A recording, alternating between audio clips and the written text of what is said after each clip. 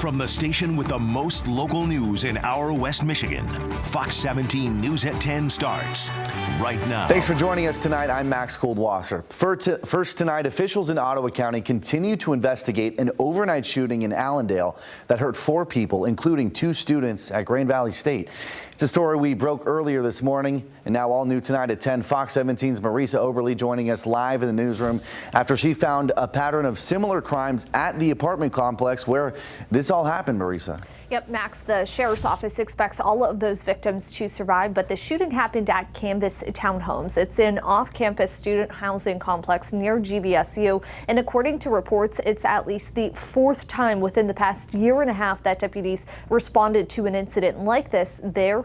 The university says it plays into a larger trend, but did not elaborate further.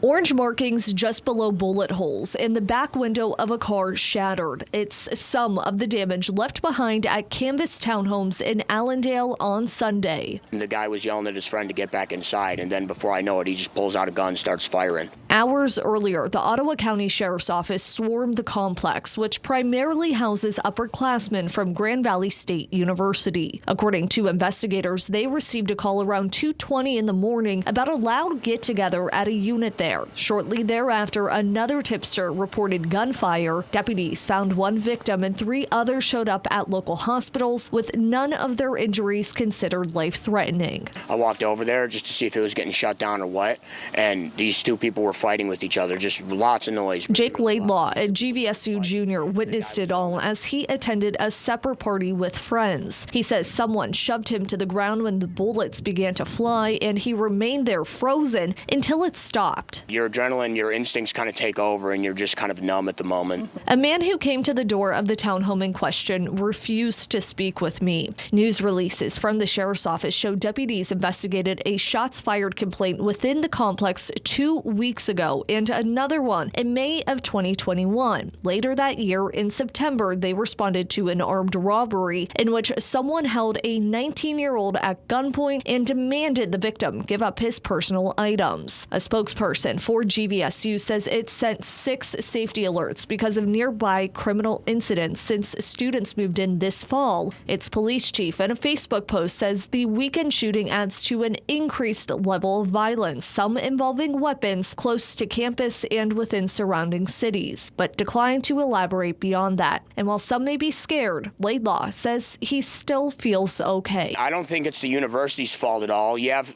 25,000 kids here? You can't control that immediately, and with that many people, something's bound to happen every year, you know. And in that Facebook post, GVSU's police chief says it is working with the sheriff's office and other law enforcement agencies in the area to, quote, curtail the violence, as well as meeting with the owners and managers of off-campus apartments. But because they would not do an interview, it's really unclear what exactly those efforts specifically look like. Meanwhile, the sheriff's office says no arrests have been made at this time in regards to this shooting, nor did they release any suspect information. However, investigators detained a car that allegedly took off from the scene and are questioning the people found in it. If you have any information, you are asked to call the sheriff's office. You can find their number on our website at fox17online.com. I'm reporting in the newsroom, Marisa Oberle, Fox 17 News.